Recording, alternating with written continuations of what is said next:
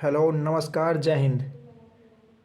अगर आप UP board और सीबीएसई बोर्ड से हैं और साइंस की तैयारी करना चाहते हैं तो बिल्कुल सही चैनल को आप आए हैं, सही चैनल पे आए हैं। तो यहाँ देखिए, यूपी और सीबीएसई बोर्ड 2023 कुछ ऐसे सवाल हैं जो 100% आने वाले हैं बोर्ड में, है ना। ये हिंदी मीडियम और इंग्लिश मीडियम के लिए है। तो आइए देखिए, एक सवाल करते हैं। ये मैं यूपी बोर्ड का लाया हूँ, हिंदी मीडियम के लिए है। मैं इंग्लिश मीडियम में इसमें भी बताता रहूँगा, तो ध्यान दीजिए। लिखा है, एक अवतल दर्पण के मुख्य अक्ष पर ध्रुव से 36 सेंटीमीटर की दूरी पर स्थित वस्तु का प्रतिबिंब वस्तु के ऊपर ही बनता है। तो दर्पण की फोकस दूरी क्या होगी? तो देखिए, अवतल दर्पण का मतलब होता है कौन सा मिरर है? ये है कनकेव मिरर। कनकेव मिरर की बात हो रही है, ठीक है। कनकेव मिरर, उसका मुख्य अक्ष हो गया प्रिंसिपल एक्सिस। ध्रुव का मतलब हो गया पोल, और 36 सेंटीमीटर की दूरी पर स्थित वस्तु का प्रतिबिंब वस्तु के ऊपर ही बनता है। तो सबसे पहले आपको यहाँ पे क्या लिखना होता है? गिवन। गिवन लिखिए। गिवन में देखिए क्या क्या दिया हुआ है, जो जो दिया हुआ है उसको लिख लीजिए, ठीक है।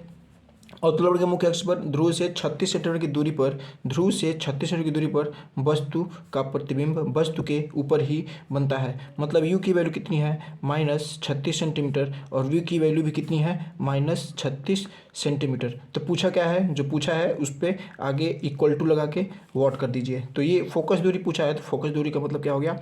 f की वैल्यू पूछ रहा है। तो यहाँ पे आपको क्या करना है? मिरर फार्मूला लगाना है, दर्पण सूत्र। क्या बोलते हैं उसको? दर्पण सूत्र। तो दर्पण सूत्र लगाएंगे तो दर्पण सूत्र से आपको क्या मिलेगा? 1/f equal to 1/v plus 1/u। तो 1/f equal to 1/v plus 1/u। अब इसकी वैल्यू रखिए, तो 1/v की वैल्यू होगी -36 में, अब प्लस u की वैल्यू हो गई कितनी? -36। तो ये एक एक हो गया 2 -36, और यहाँ से 1/f। अब देखिए, अब 2 से इसको काटिए 18 बार में, तो 1/f इक्वल टू कितना हो गया? 1/-18। तो एक एक ऊपर ऊपर है, और ये f इक्वल टू नीचे है, तो ये f इक्वल टू कितना हो गया? -18 सेंटीमीटर। ये हो गया आपका आंसर। तो ये जो सवाल है ये पूछा गया है 2019 में 2 नंबर में। तो बहुत ही इंपॉर्टेंट सवाल है, इसको आप लगा लीजिएगा, अच्छे से कर लेना है, ठीक है।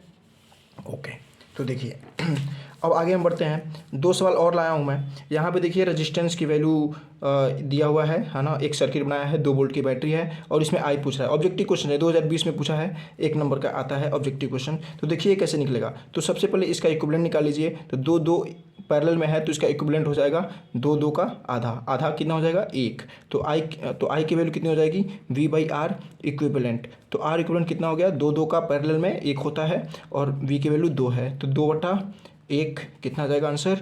ये आ जाएगा 2। तो 2 एम्पियर, ये वाला सही है, ठीक है। वैसे देखिए, RAB इसमें निकालना है। तो यहाँ पे सर्किट देखिए क्या दिया हुआ है। यहाँ पे टर्मिनल A है, यहाँ पे टर्मिनल B है, और यहाँ पे देखिए 2022 में पूछा है 2 नंबर में, ठीक है ना। तो देखिए कैसे लगाना है। तो ये 2 ओम और 4 ओम का जो रेजिस्टेंस है, ये देखिए आपस में सीरीज में लगा हुआ है, और इसको सॉल्व करने के बाद कितना आ जाएगा? 6 ओम, है ना। 2 + 4 कितना हो जाएगा?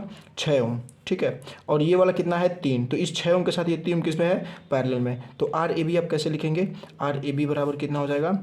यहाँ पे R1 कर लीजिए, और R2 यहाँ पे क्या कर लेंगे? R2 कर लीजिए 3 ओम। तो RAB क्या करेंगे? R1 R2 divided by R1 + R2।